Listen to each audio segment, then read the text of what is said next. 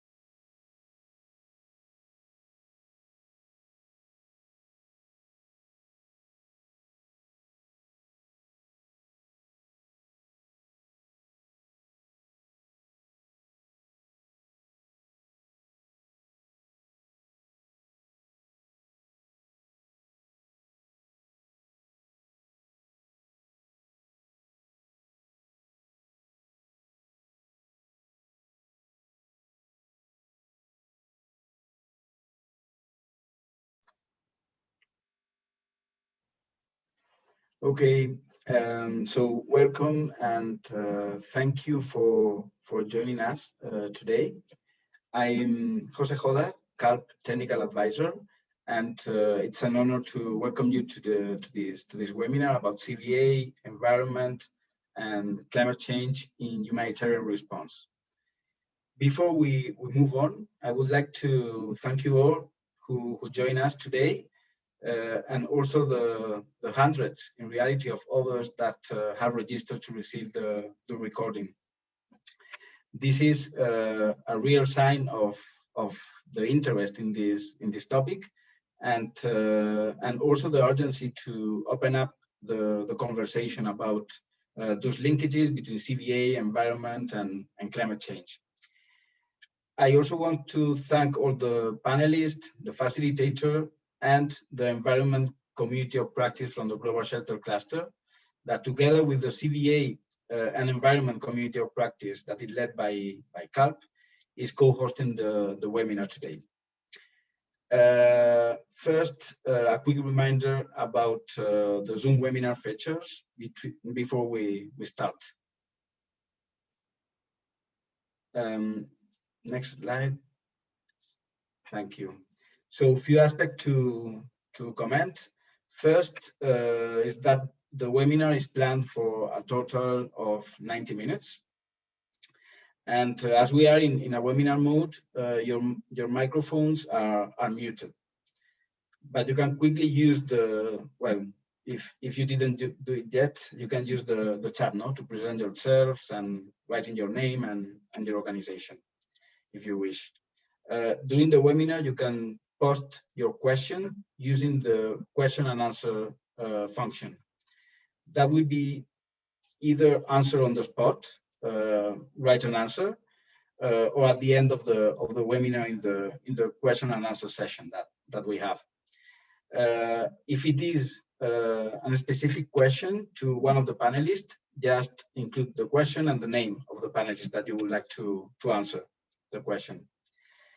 Finally, this event is being recorded, and the recording will be shared after the webinar. So it is accessible to those who registered and finally they couldn't attend. Next slide, please.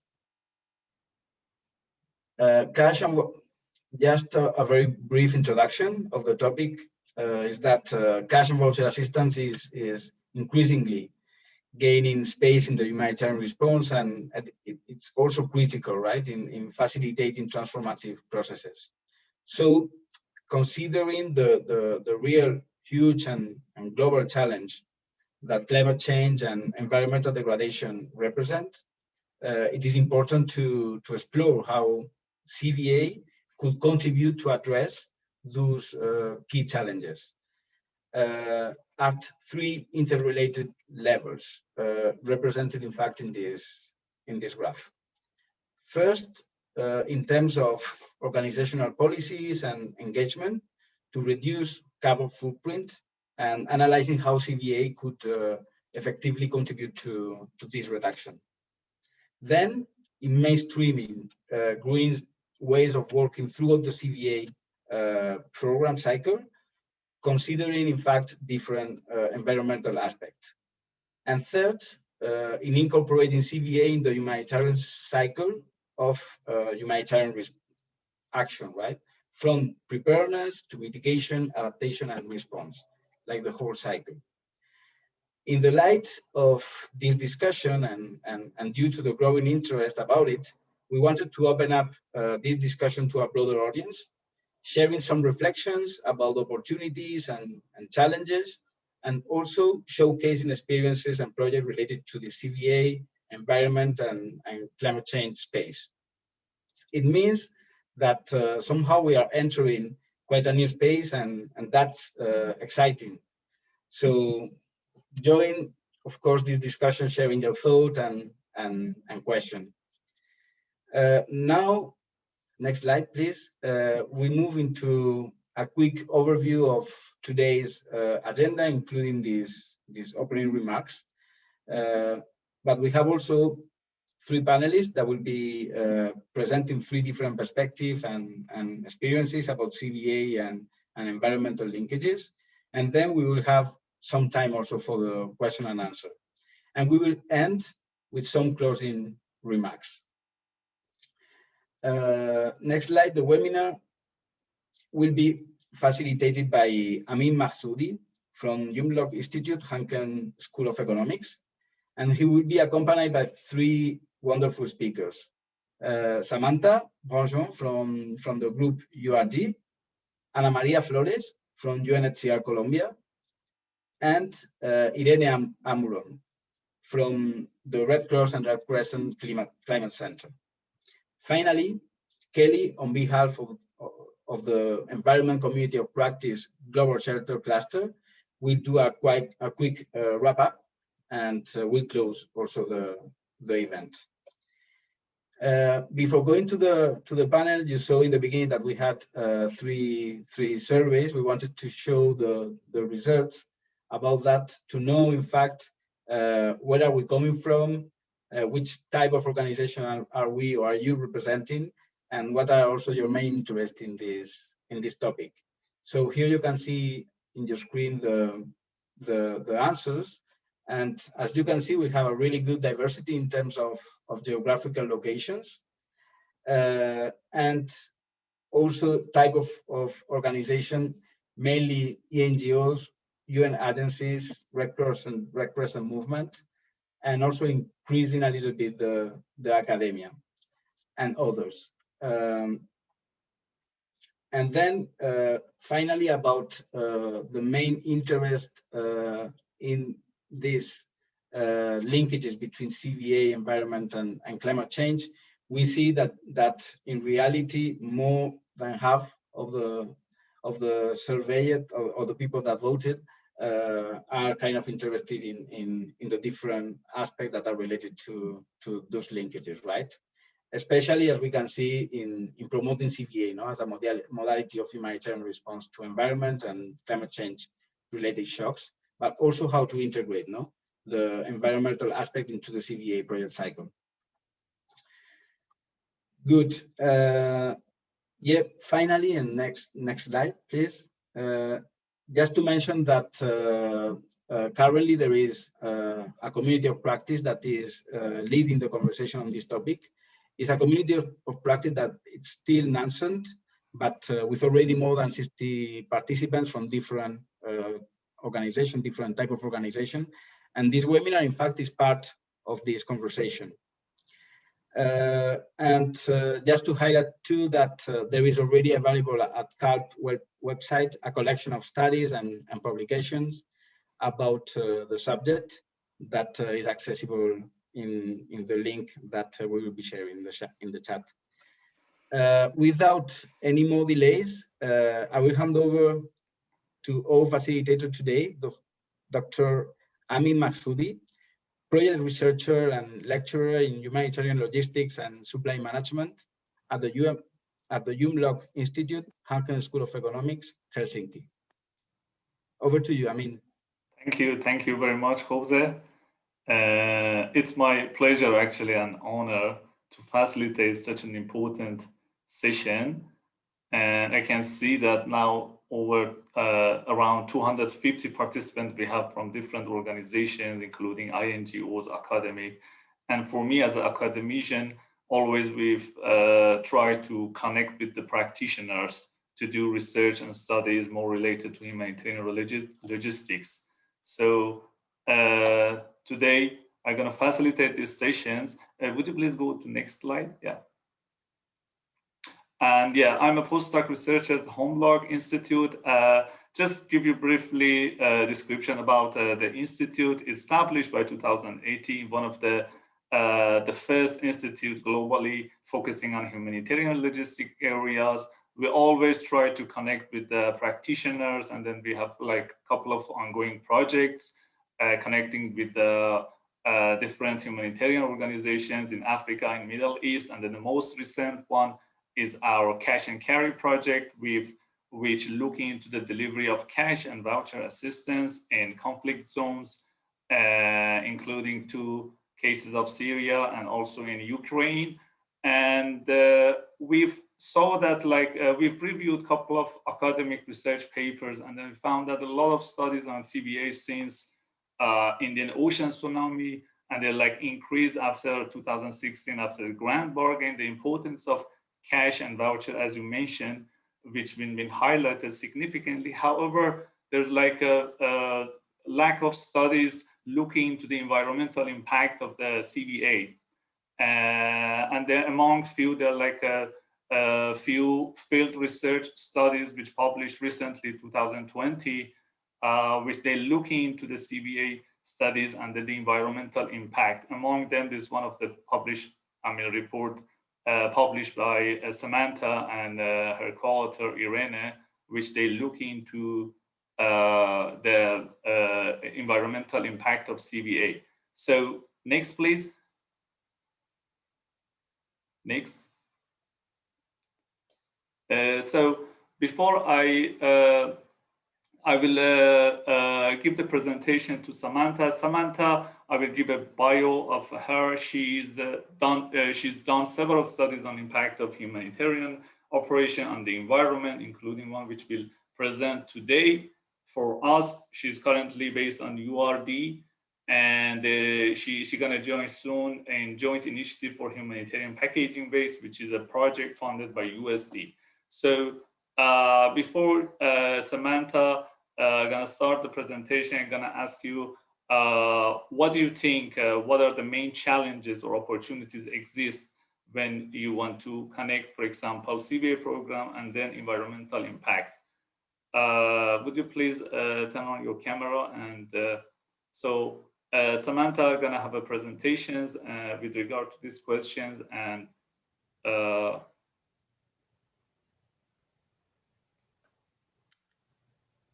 should I start? Yeah. Yeah, sure. Please go ahead. Good morning, good afternoon, good evening, everyone. Thank you for this opportunity to present, to quickly present some of the findings of this research we did in 2020 on the environmental implication of CVA. Yeah, thanks to the CaLP and the Global Shelter Cluster. Before I start, next, please, I wanted to quickly introduce Group URD. So I'm an environmental researcher. Sorry, I didn't introduce myself. Environmental researcher at Group URD. Group URD, we're a humanitarian think tank based in the south of France. This is a picture of our offices.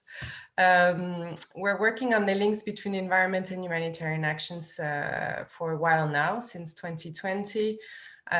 We also facilitate the humanitarian network, which is called Réseau Environnement Humanitaire, which is a group of humanitarian agencies interested in mainstreaming environmental issues and sharing experiences on how to do so.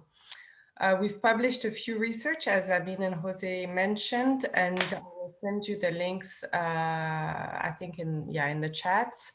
But the latest 3 research on this topic, I invite you to read them, because they're, the first one is on the footprint of humanitarian assistance, the second on the companion of best practices, which we've just published for DG ECHO, and the last one is on the environmental implication of cash transferred, which I will briefly present today. Next, please. So just a quick word of why we decided to launch such a research, some of the rationale behind it and the objective of this research. As Amin said, I've been working in this sector for 7 years, and there's an increasing amount of research on the links between environmental issues and humanitarian action, but very little on the links between CVA and the environment. And the environmental impacts of CVAs are widely unknown, and while this aid modality is growing, so we thought it would be really interesting for the humanitarian community to dig these links a bit further. While we did this research, there was this underlying assumption that CVA would help reduce the environmental and climate footprint of aid. And we wanted to analyze this assumption and really understand what was behind it. Some of the things that we heard and that was reported to us was that one of the common assumptions was that with CVA, purchases are made locally and therefore there's no little carbon footprint linked to transport. So we wanted to understand this better. The objective of this research was really to explore the links between the two, trying to provide some examples in order to help CVA practitioners make risk-informed decisions. Next, please. So I will briefly present some of the general findings. So first of all, as I said, there's a growing interest in the humanitarian sector in reducing the environmental and climate footprint. A number of resources, guidelines, academic research on this topic, but it's still, as we found, and that was the case in November 2020, this was quite timid in the CVA community. Environmental consideration are generally quite absent from strategies, CVA tools, or discussions in cash working groups. And again, this might have changed since then, but at least at the time that was the case. And what we found is that environmental and climate impact are less visible, and especially with unconditional cash, and more difficult to trace with CVA than with cash modality, when the in-kind modality, sorry. For instance, a lot of organizations now are doing carbon footprint analysis and trying to calculate the footprint of items that they're purchased, but it's been quite difficult for cash assistance. And there's some methodology that have been developed by ICRC, but right now the calculation is still, a lot of organizations are not calculating this footprint linked to CVA. Next, please. Some of the challenges that we found is that there's a risk, because of this assumption and because of this assumption and the fact that the environmental impacts are less visible, there's a risk of transferring the environmental responsibility to CVA recipients, as beneficiaries might favor unsustainable products if they're cheaper. This is, and rightly so. In Mali, for instance, we found that many of the cheaper products were imported, and also that corresponded to their preferences. So actually with CVA, there might be this risk of transferring the environmental responsibility to people who are not maybe able to make informed risk when it came to environmental footprints.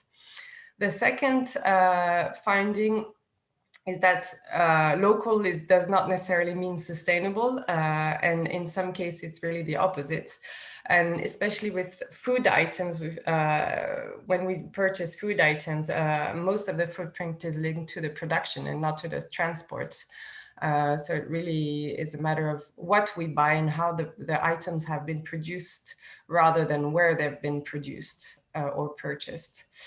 In some cases, the use of CVA can actually worsen existing environmental fragilities. And that was the case, for instance, in Mozambique in 2019, when CRRS found that cash would actually, if they implemented a project with the cash modality, it would actually have negative impact on deforestation because it would encourage the purchase of unsustainable timber. So they decided to adopt a mixed approach. Next slide, please. Yeah, so some of the opportunities linked with the footprint of humanitarian assistance using CVA. I mean, the use of the conditionality, the voucher, can really have an incidence on the environmental impact and can help reduce the organization, the program's environmental and carbon impact.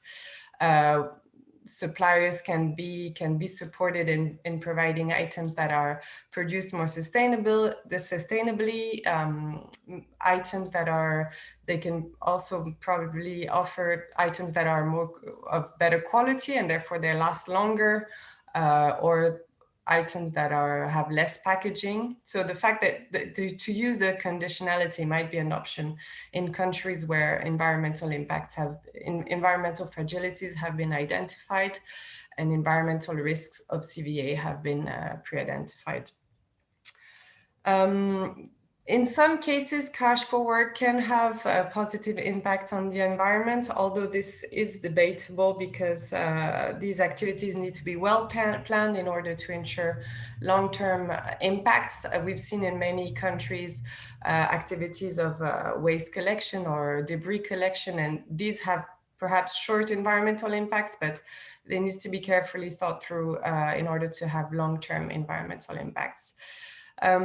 What we wanted to highlight is that even for any type of humanitarian assistance, anticipating environmental risks is key.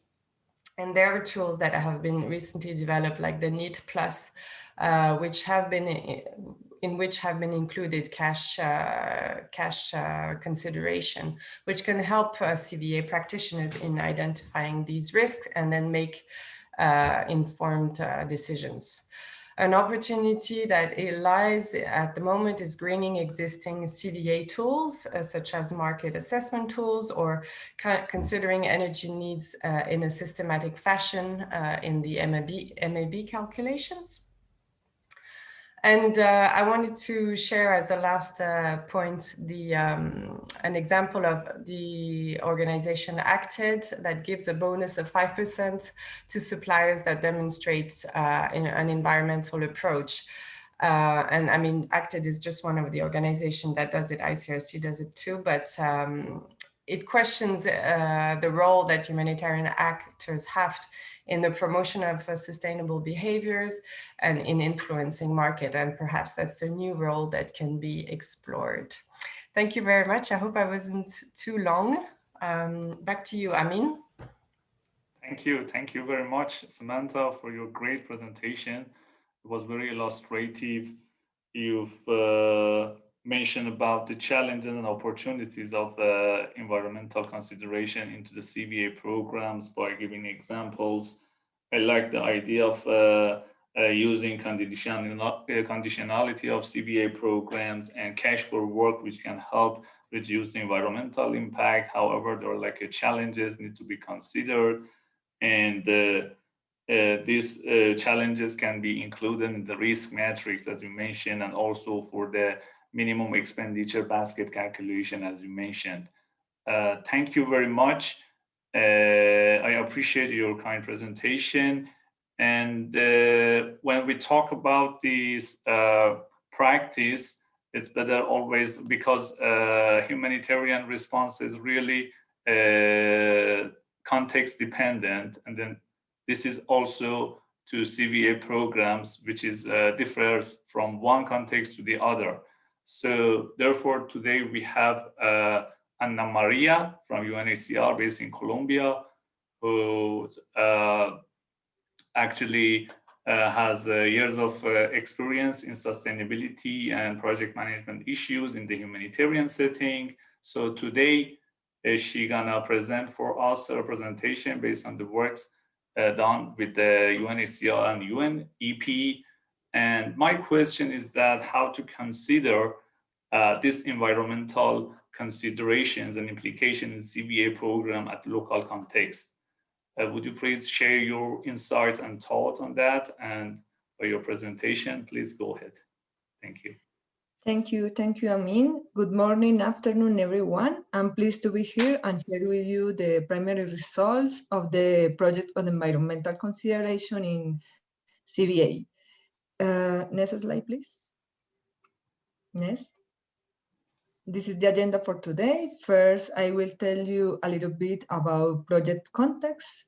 Next, please. CVA is growing in importance in humanitarian response. For example, in Colombia, around 121 million US dollar of the initial global appeal to achieve the objectives of the regional response plan for refugees and migrants was planned to be implemented through CVA. The environmental impact caused by the response have not been assessed in depth. There is no information regarding if the environment was considered in the design of this intervention or not. This might cause a serious consequence for the protection of the refugees and migrants and their integration in the Colombian society.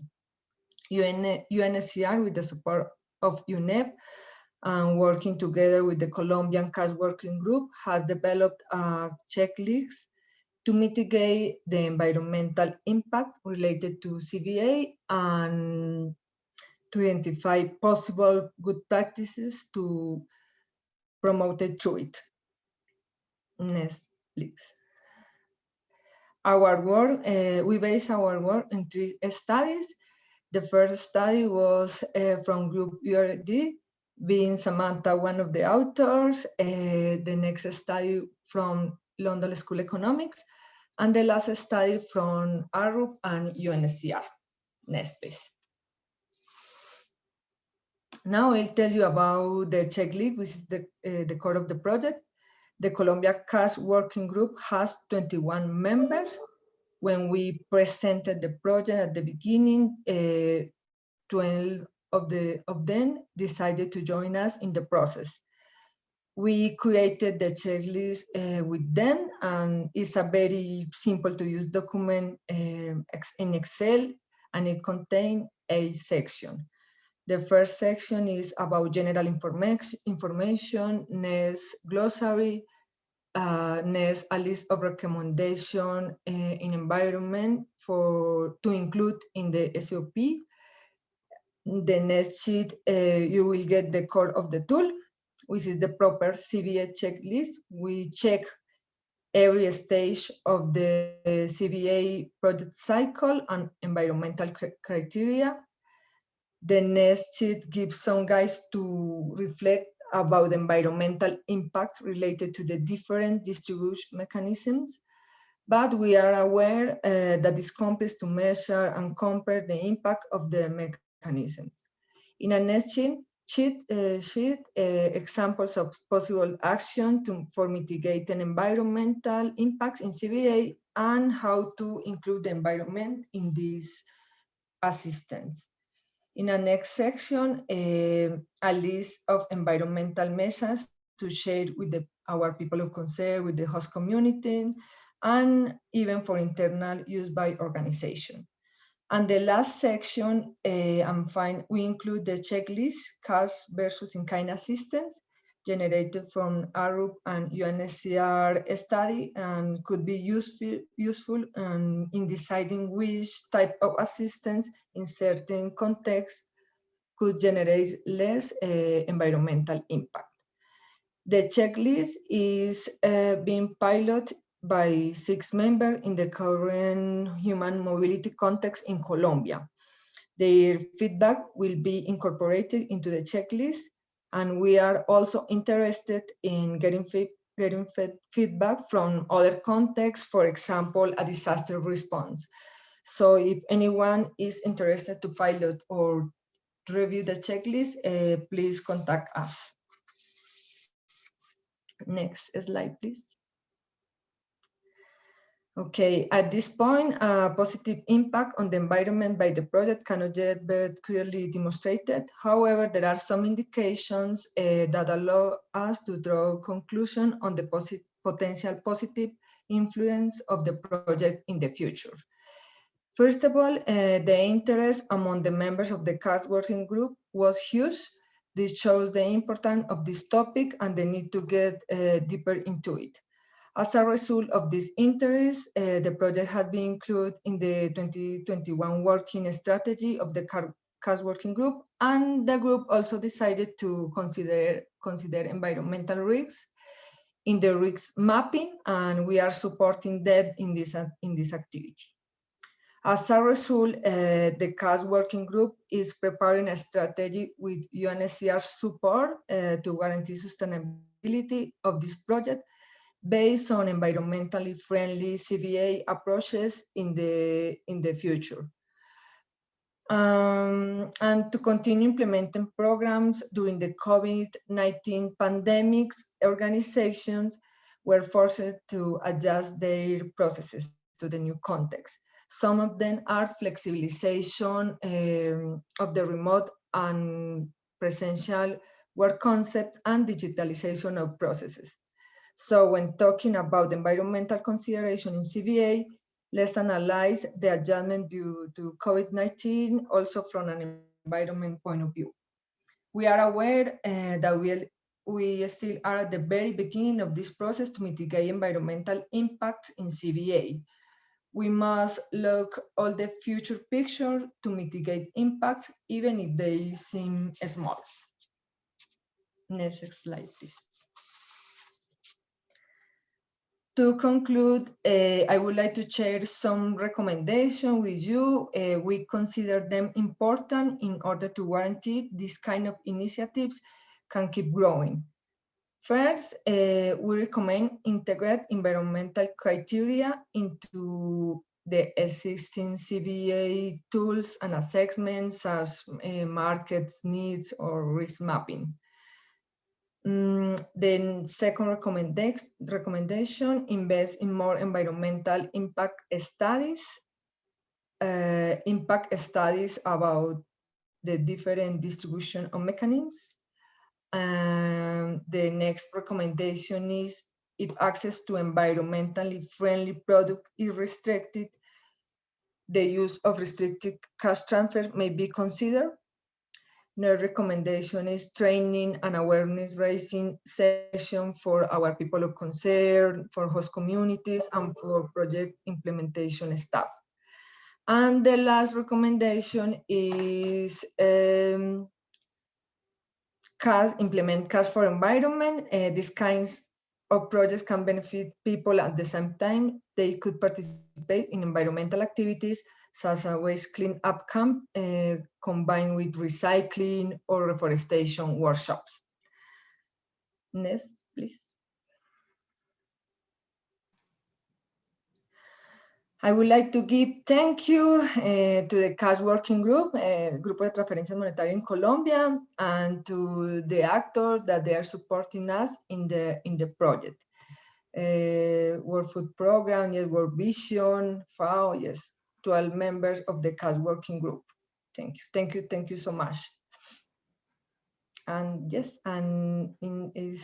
it was my presentation, and thank you for listening, and back to you, Amy. Thank you. Thank you very much, Ana Maria, for your great presentation. It was very insightful to me, and also I think for the audience. You've discussed about, like, even though it's still like is at the beginning of the stage, I mean, environmental consideration for the CVA program, but you mentioned about the checklist, and I guess there are also questions on the chat box later on. We can deal with this, like, kind of details, more details about the checklist. I think shelter cluster, they have like a checklist, but it's like overall. And but I'm sure that there are like a lot of research done for the in-kind assistance and across the supply chain process for sustainability issues can be applied to CVA program, need to adaptation, for example, for the market assessment, when we're looking into the suppliers, for the sustainable consumptions and behavior, and also assessment of the financial service provider, which there will be like a cross-learning opportunities. Thank you very much, Anna Maria, thank you for the presentations. So our next presenter is Irena, who's Irena Amuron. She leads the Anticipatory Action team at Red Cross and Red Crescent Climate Center, and she's done a couple of projects with the Red Cross and Red Crescent national societies in Africa. And but her presentation is a bit different with the previous two presentations.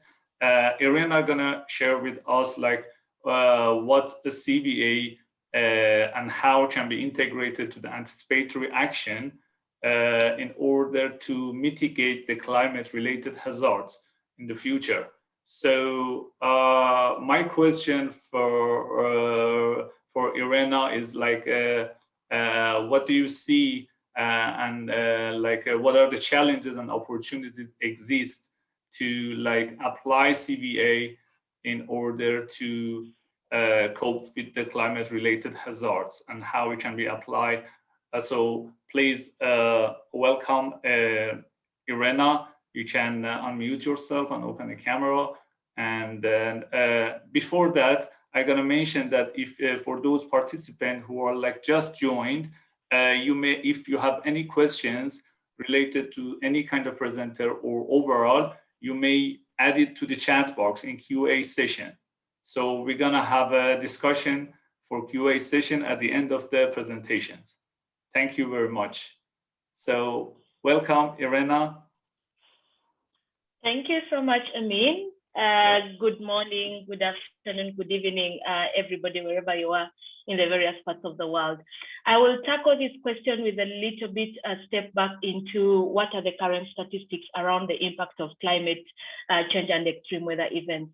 And I will draw back on the stats in the World Disaster Report that was released last year.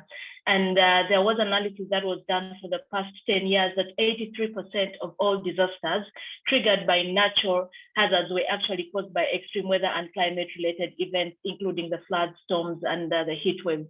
We can also relate to what is currently going on in the US and Canada. And then also the number of the climate and weather-related disasters has been increasing since the 60s and has risen dramatically by 35% in the 90s. And the proportion of all disasters attributable to climate and extreme weather events has also increased significantly. And then, of course, the number of people that are being impacted by these events are actually increasing. So we've had 410,000 people reported to have been killed from these extreme and weather-related events. And then the report further indicates that 1.7 billion people around the world have been affected by climate and weather-related disasters during the past decade. So this is just to paint the grim picture that we are suffering with the impacts of the climate change. And also the science and the recent research also points a finger to more frequent, intense, and unpredictable extreme weather events like floods, drought, extreme heat are still expected to occur. And then also I will draw back on the report that was done by IFRC on the cost of doing nothing. That means that if we do not do anything about the current impacts of climate change, then there is the report projects an increase in the number of people who will be in need of humanitarian assistance because of climate-related disasters by 2030 and by 2050. So by 2050, it is projected that 200 million people every year could need international humanitarian assistance because of a combination of climate-related disasters and the socio-economic impact of climate change. And of course, by 2030, the price of responding to these to the rising needs because of the climate change will also increase from 3.5 billion today to 20 billion by that year. So we do have such a very challenging situation. what should we do? And again, I'll pick on some of the recommendations from the World Disaster Report, and I'll focus my attention on a recommendation that talks about investing and designing integrated early warning and early action system, and then also scaling up support for anticipatory approaches so that many people can receive assistance ahead of predictable shocks. If we cannot do something about preventing the disaster, then at least we can aim at preventing or mitigating the impact of this disaster. And so here comes in anticipatory action as one of the strategies that we have in terms of addressing these climate challenges that we are having. And I'll briefly take a jab at defining what we call anticipatory actions. And this is basically a set of actions taken to prevent or mitigate potential disaster impacts before a shock happens or its impacts are felt. And these actions are carried out in anticipation of a hazard and based on a prediction of how the event will unfold. And we believe anticipatory action is faster, cheaper, and more dignified compared to traditional humanitarian response, where we are always coming when damage has already been reported. And how are we doing this anticipatory action, especially within the Red Cross movement? So we do have 3 pillars for anticipatory action, and that is the triggers, selecting early actions, and of course the funding. So for the triggers, these are developed based on a risk analysis and understanding of the forecast. And basically, this is aimed at designing a system that would give us an indication of when a particular hazard is expected to occur, what would be the impact, and where would this happen, and who would be affected. So for example, we've had such systems designed for floods, let's say in Uganda, where because of this system, we are able to at least have an idea of when flooding would happen, where it would happen, what are the expected impacts, and who would most likely be impacted by these impacts. And then, of course, selecting early actions. And these early actions are aimed at addressing the impacts that have been identified. And then the funding, which is available once we have triggered or once we've received an alert that a potential impact is most likely to happen. And so you asked me, what are the opportunities for cash transfer in all this cash and voucher assistance in all this framework of anticipatory action? Looking back at the state of the cash world report, there is been a growing need and utilization of CVA as part of humanitarian programming.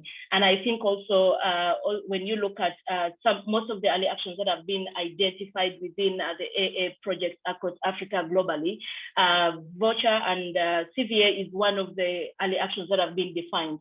So for example, in Bangladesh, they did identify an unconditional cash grant as one of the support that would be provided for people to be able to transport their items to a safer ground and also meet their livelihood needs.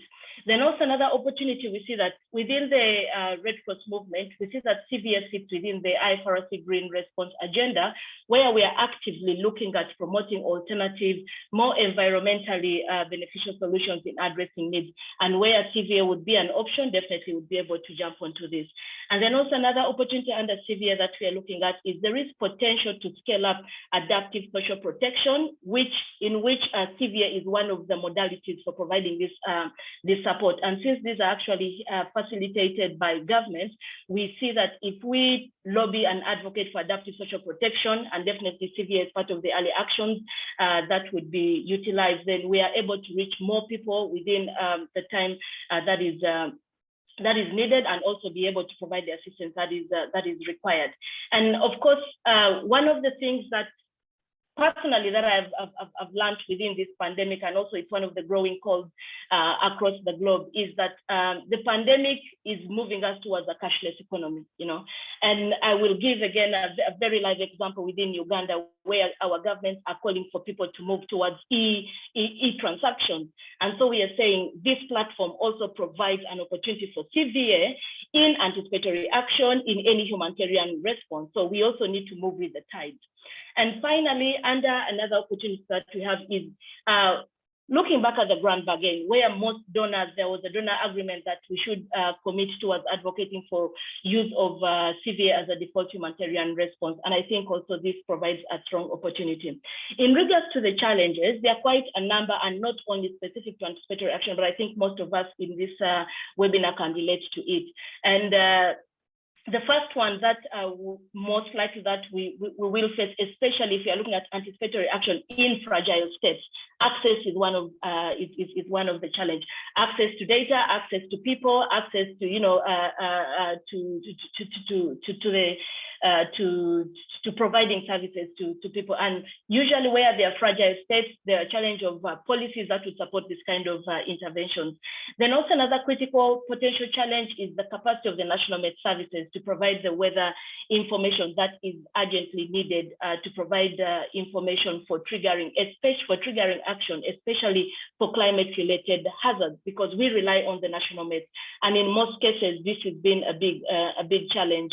In terms of the capacities of the National Met to provide the impact information that would be needed for us to be able to design and define our early actions. And then in some countries, there are restrictions in terms of who receives this money, issues of identities. You have some countries where if you've identified refugees as potential beneficiaries, they are not eligible to receive this money.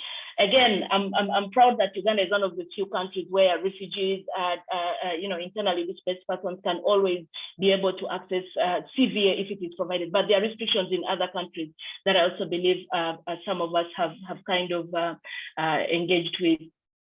Then the other, of course, is the beneficiary selection, especially if you're working in areas where there's compounding risks, multiple risks, you're having very complex levels of vulnerability and exposure. So out of this whole, multitude, who do you select to be able to provide this particular service? So it is an increasingly challenging problem, and I think also it goes beyond just CVA per se.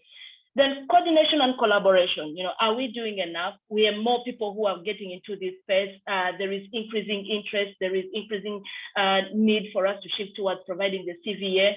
But if we are not coordinated enough, then definitely we'll always have challenges in regards to providing support to the right people at the right time in the right quality that is needed. And then systems for accountability and transparency, just like any other humanitarian service. We find that this could be a potential challenge that we could encounter with CVA and anticipatory action. Ultimately, I would say that there are various opportunities, and one, we do have opportunity to act early before the impacts are felt. Can we be able to, provide the support that people need? Through CVA, can people be able to access this? Can we set up systems that are effective enough to be responsive to ensure that we are able to arrive and provide the support to the people at the right time when it is needed? These challenges withstanding, I believe through this community of practice, I believe with the experiences with the various researches that are being done, we should be able to close some of the gaps and the challenges that we are facing within anticipatory action, and particularly in the climate change space. Thank you so much, and over to you, Amin. Thank you so much, Irene, for your great presentation. It was very insightful. I mean, you mentioned about the successful project for anticipatory action based in Bangladesh, and then they used unconditional cash transfers. And also, however, the challenges exist, especially when the humanitarian operations work in fragile states and conflict zones. So it's need to get access to the data, to the people, to the beneficiaries' data, and then there are privacy concerns. And then sustainability is another concern, which you mentioned, that there are lack of policies supporting the CVA even interventions.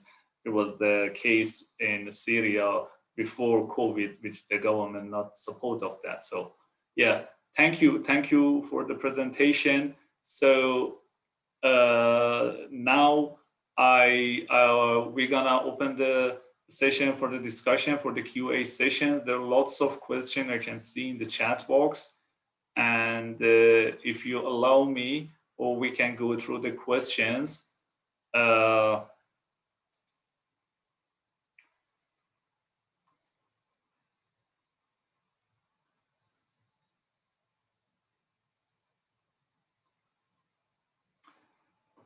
Yeah, there are some questions are answered by our panelists, and there are some open questions which I'm gonna start from them. And one of the audience mentioned that, can you tell a bit more about the checklist? I think this is referred to Colombia UNHCR case. If perhaps Anna Maria can unmute yourself, and I think they shared the checklist in the chat box.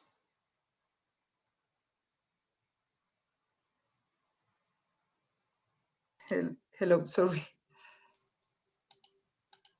Yes, how was the question? Sorry. Yes, we wrote in the Q&A chat. Can you repeat the question? I mean, please. I mean, the checklist, is it available to the public, the checklist for the environment for CVA program? Okay. Yes. And the question was, okay, the checklist, we work with the members from the CAS working group, and we base our checklist on 3 studies that I mentioned before. And actually, we check every stage, for example, for evaluation, for distributing. We check every stage of the CVA project cycle on environmental criteria. That and we decide, and we are trying to integrate these criteria in every stage. No, we are not doing, or we are creating a new tool. No, we want to integrate the criteria in the different tools. Okay, yeah, thank you very much. And the next question is from Anna McCord. She asked, to what extent is the excellent work being presented here integrated with work on the environmental impact of cash transfer and social protection system in developmental context?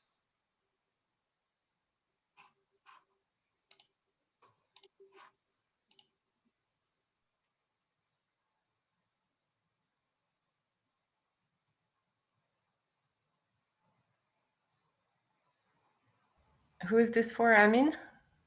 It's open. I think everyone can answer. So I do appreciate if I mean, I'm not a... linking between environment and cash expert, and I'm not sure to what extent this is linked to the work that has been done in the development sector. I mean, we know that the humanitarian community and the development community don't really work hand in hand. So I would imagine that it's not really shared more widely than in the humanitarian sector. Yes. Okay, thank you.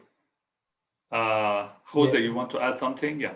Yeah, please. If I may add on that, the linkage between CVA, environment, climate change, and social protection, in fact, are one of the main ones, you know, that still need to be further explored. There are already some research and some evidences, okay, about the fact that obviously linking cash assistance with social protection, especially when we are kind of responding to shocks related to climate change or to environmental degradation, especially from the perspective of the anticipatory action, could have like very positive impact on that, no? And this is one of the aspects that, in fact, we are kind of exploring, no, from the perspective of the use of CVA and these linkages with not so much, I mean, somehow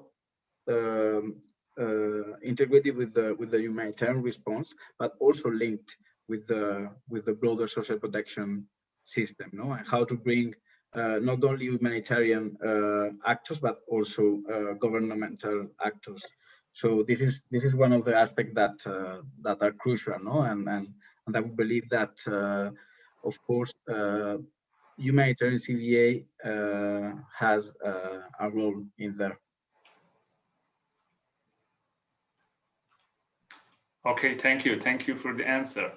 The next question from David is to all panelists. So he said that so far all presentations are recommending restricted or conditional modalities to ensure potential environmental impact, while most of the main donors are today pushing for non-conditional and non-restrictive modalities, promoting dignity, empowerment. How do you think that this ambivalence can be addressed, especially when there are very few evidences linking CVA and environment?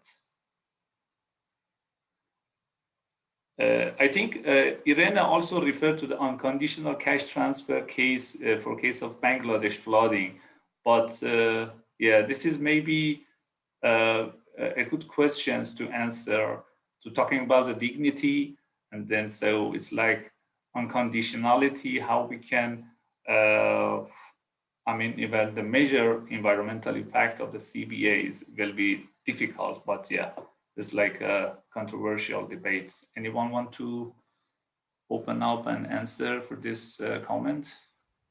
I can have a go. I answered a question in the chat exactly. Yeah. Mentioning that opposition between dignity on one side and environmental protection on the other, and it reminds me of the old debate opposing humanitarian imperative and the protection of the environment. And I think it's just, I mean, I think humanitarian actors should take their own responsibility, and it's a matter of analyzing the environmental risks linked to the projects, and which will help make decision as to which modality is the best one in a given context. And I think most donors today are pushing for more requirements when it comes to environment from the environment, and more responsibility of humanitarian organizations. So I would imagine that it's a matter of making the case and proving, integrating the environmental assessment into the modality choice, the choice of the modality. I hope that makes sense. I don't know if anyone else wants to have a go. Any other comments from the panelists?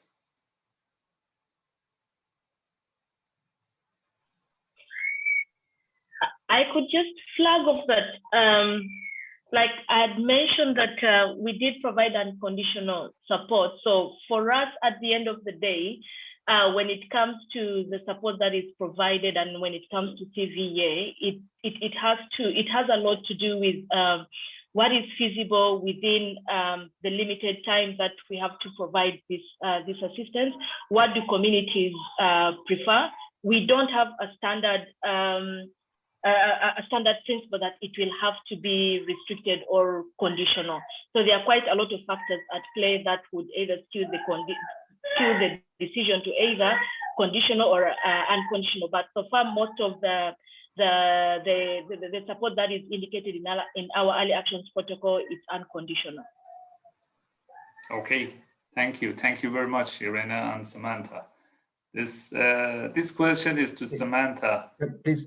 I mean, can I jump in on that? Yes, sure. Yeah, just very briefly, because I mean, this is one quite controversial topic, no? As David mentioned in his question, but also Paul Harvey, he mentioned in the question also in the chat, and in reality, I mean, somehow the message that we are providing, saying that in many cases, no, when we are trying to analyze with the limited evidences that we have right now, no, in terms of how to integrate environmental aspects into the cash and voucher assistance project cycle, no, and how to make sure that somehow CVA is not harming the environment, let's say, or the methodology itself, no response. With the limited evidence, it seems, at least when we are kind of providing recommendations, that it seems that we are kind of pushing for conditional cash or for restricted cash. But I think that in reality is something that we need to consider very carefully, because as you mentioned, I mean, as as some of the audience mentioned, we have been pushing quite hard, no, for unrestricted and conditional cash in many spaces, especially about beneficiaries' dignity, preference. So I believe that the message in reality is that CVA, it's flexible as a tool of response.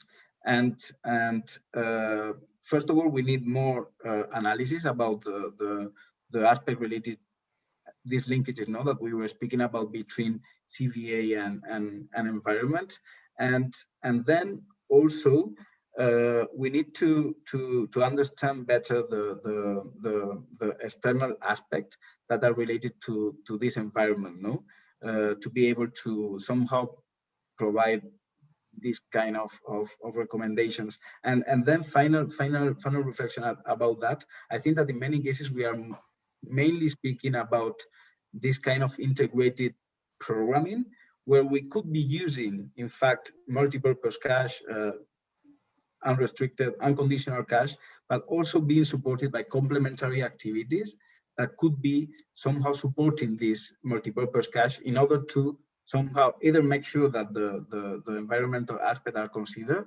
or also that we are reinforcing, no, the positive impact that this multi-purpose cash can have. Yeah, thank you, Jose, for a great answer. Sorry. Can I just add a quick? Yeah, sure, please go ahead. I mean, I'm not a cash expert, so forgive me if my understanding is not good, but there is a climate and environmental crisis emergency, which we all have to embrace in a way, and embrace, not embrace, but we have to accept that there might be conditionalities if the risk is too high, and not to have any further negative impact on beneficiaries' resilience. And yeah, so I think we need to also accept that there are times where there is a need for conditionalities when the environmental risks are great. So I don't know. Yeah, I think, this is connect also to one of the questions from Paul. Paul is one of the great cash experts, and that's one of the first report I read was from Paul in 2008, if I'm not mistaken. So he raised this concern that he said that I'm worried that after years of making argument against conditions, vouchers and work requirement on the grounds of efficiency, simplicity, and dignity, we risk bringing them all back on environmental grounds and making cash less efficient with limited climate benefits. Do the panelists share that concern? I guess Samantha provided a very good answer, but maybe you may repeat your answer again to the audience. I mean, that's what I just said. Maybe others have their own opinion, but yeah, I think we just need to be aware of our impact, whatever the modality is, and if we can use our role as humanitarian actors to encourage sustainable behaviors, then why not use the conditionality? But yeah, that's just my opinion. Okay, thank you very much. Let's go to the next question. Sorry, there are lots of questions, so I try to choose those who are still open and not answered in the chat box. So my apologies if I miss any questions here.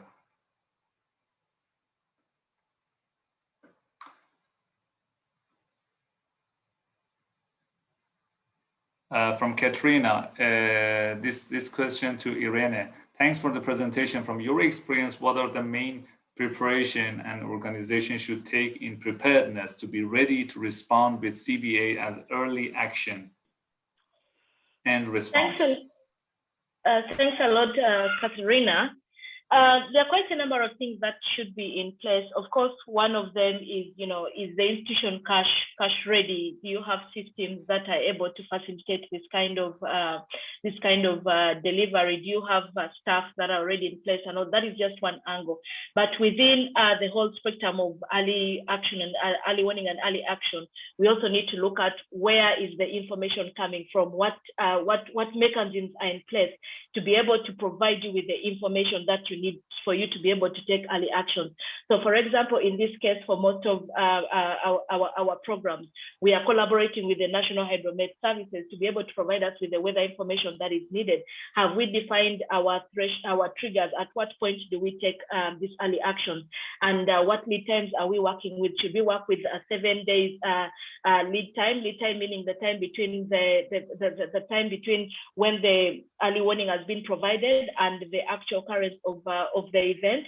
So do we have this early warning information and the systems related to it in place? Whom are we collaborating with, and how are we collaborating with them? And when you get within an organization, do we already have the pre-agreements ready? Do we have the service providers ready? Because all these have to be in place before you receive the trigger, so that you're able to so the trigger comes in and it's time to go. It's not time to start preparing so that we are cash ready, but time for us to now start delivering that. So it's quite a lot of things, but those are some of the things that I could quickly highlight. Thank you. Thank you, Irena. The next question from Carlo.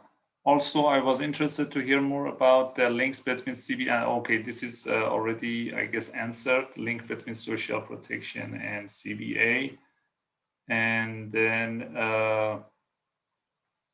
there's another question from Marlene. Is there intervention or documentation wherein the environment is included in the rapid damage assessment and needs analysis? As experience, the environment takes the back seat whenever there is a disaster, while it's understandable that the focus of RDA&A is more on the people. I think the damage assessment of natural resources should also be considered, especially in the affected communities that are dependent on their natural resources for their food and livelihoods.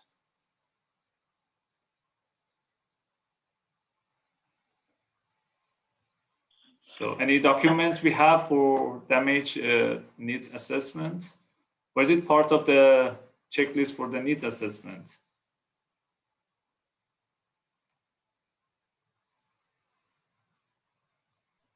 I think from our side, we do not have a document that specifically looks in the environment while we are developing the early actions protocol. But that said, one of the overarching principles, of course, they do no harm to people, do no harm to environment. So that kind of is looked at a general view without necessarily focusing onto the environment. So I agree that sometimes in developing some of these protocols, the environment tends to take a backseat. Okay. Yeah. There's another question from Vanessa to Anna Maria. So I would like to ask Anna for a specific example of a good experience in Colombia with some supplier or partner improving the implementation of the project, including this approach, and the impact on beneficiaries. Okay.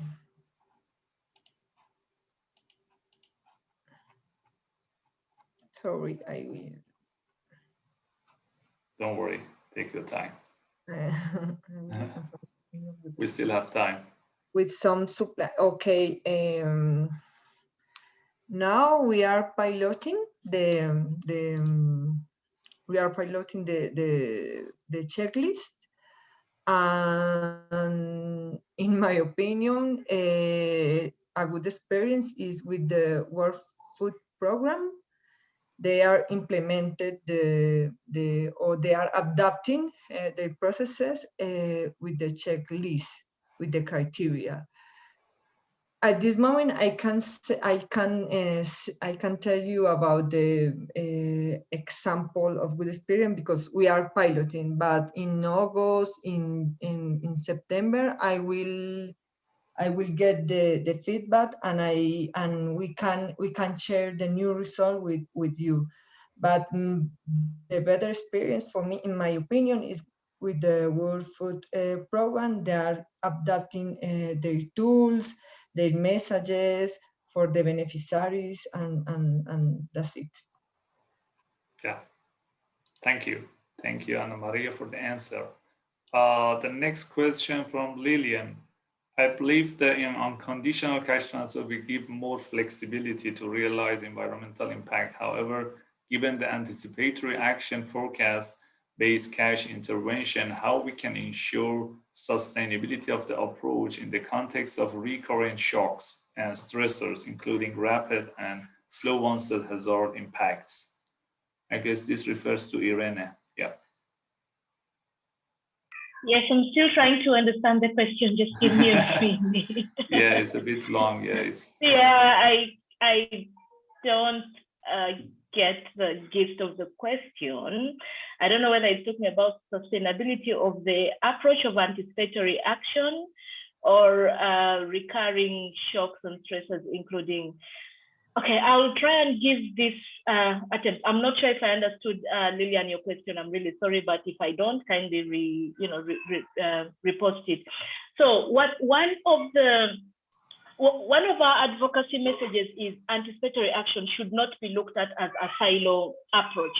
It should be part of the whole disaster risk management framework, and we are only aiming at addressing the heightened level of risk within that very short window period. So if anticipatory action is not embedded in the DRR, then definitely sustainability becomes a challenge, because we are only taking action in a very short window period. So for the first onset hazards, we are looking at a span of 48 hours, 72 days, 3 days, 5 days. For the slow onset, we are looking at 3 months. And sometimes if you do not have very strong DRR or very strong preparedness initiatives before, some of the sustainability initiatives within the anticipatory action are kind of a challenge. This is one of the biggest challenges.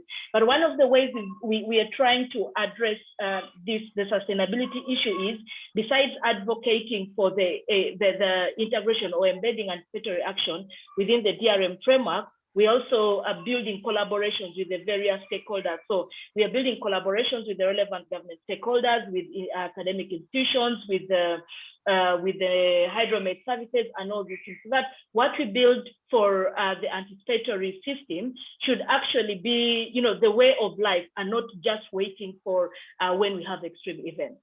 So I'm not sure if I've been able to answer Lillian, but I think from the sustainability angle for anticipatory action, those are some of the strategies that we are taking.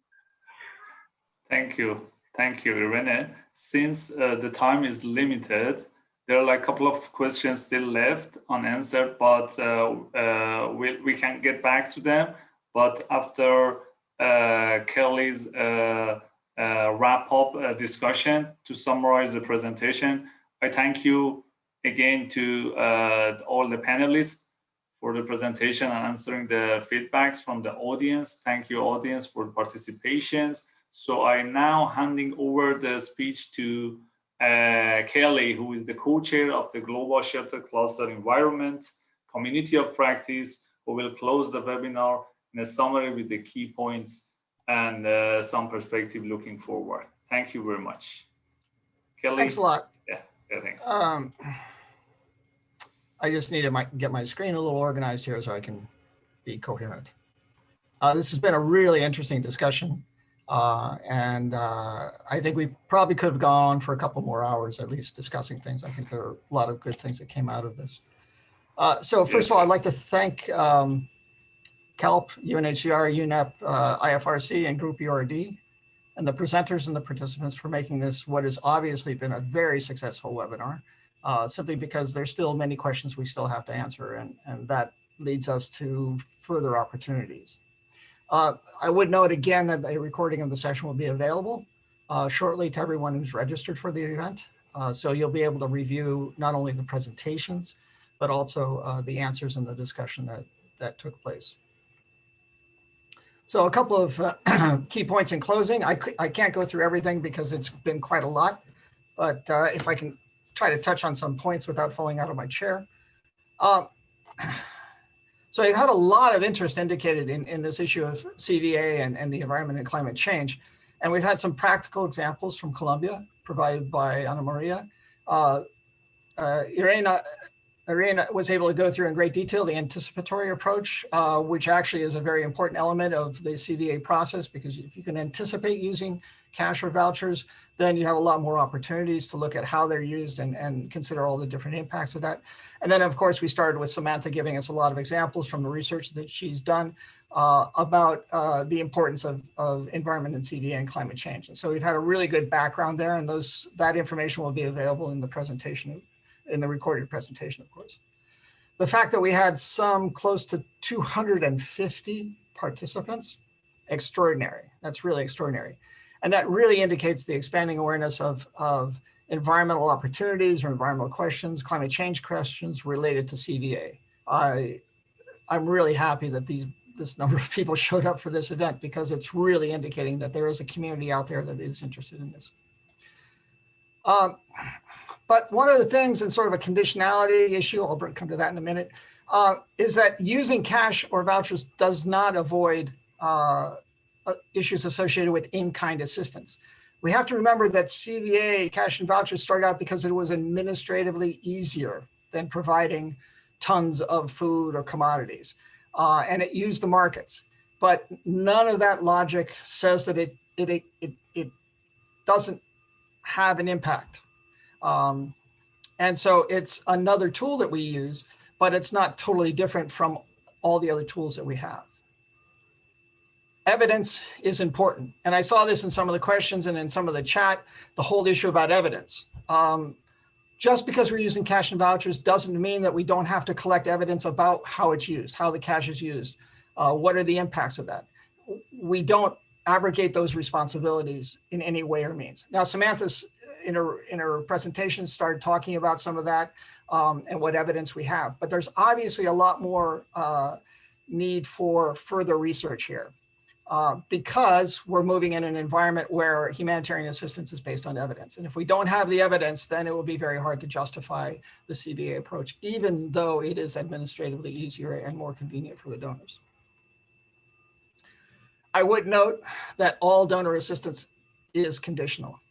You cannot, as we found in Syria, provide assistance to people and then find that they've used it for reasons that the donors don't support. So I think when we come back to the issue of conditionality, we consider it in a more limited sense of the use of the word, that it's not restricting in many ways the use by the beneficiary or the intended population, but there's still a lot of conditionality on that. And you have to look at the different donors and look at the different conditions in terms of that conditionality. There are also linkages, as was brought up in one of the questions, about how the development world uses cash transfers, for instance, social assistance, disability assistance, retirement assistance, and there's a lot of experience in that area that needs to be brought around into our understanding of how CVA can be used. The whole area that Irene talked about in terms of anticipatory action is really important, because if you can anticipate you're going to do something a month in advance, 6 months in advance, you can spend a lot more time understanding the impacts of it. Doing environmental impact assessments, doing the checklist, doing all sorts of other kinds of things, so that when you get ready to do the assistance, somebody doesn't ask the question, well, are you going to have a negative environmental impact? The anticipatory approach allows you to address all those questions in advance. And so I think there's a good opportunity through the anticipatory approach to actually use evidence and develop a better understanding of how the cash voucher assistance would be used. Broadly, we need to think outside of our traditional commodity assistance box on how we collect that information, how we use that information, and how we use that information to actually modify and change and adapt the assistance process that we've been developing. There's obviously a need to look at some of the existing tools, for instance, market research, a tool called EMMA, for instance, looking at markets, and other kinds of tools that we already have developed, Meet Plus, for instance, and how can they be adopted or adapted, to a use under a CVA process, whether it's an anticipatory process or a rapid onset process. Finally, the high level of interest, 151 participants, by my last count, indicates that there's a need to continue these kinds of webinars, putting information available on web pages, developing working groups, and as Irene said, better coordination. There's a lot more that needs to be done in this area. So I think this is a very good start to this process, but there's a lot more that can be done and a lot more that we can do to integrate climate and environment into the CVA process. Thanks again for your participation. The recording will be available shortly, and I hope you all have a very good day.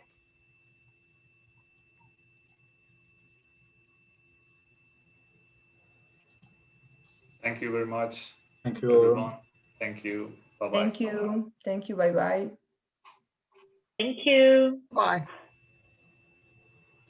Thank you. Bye-bye.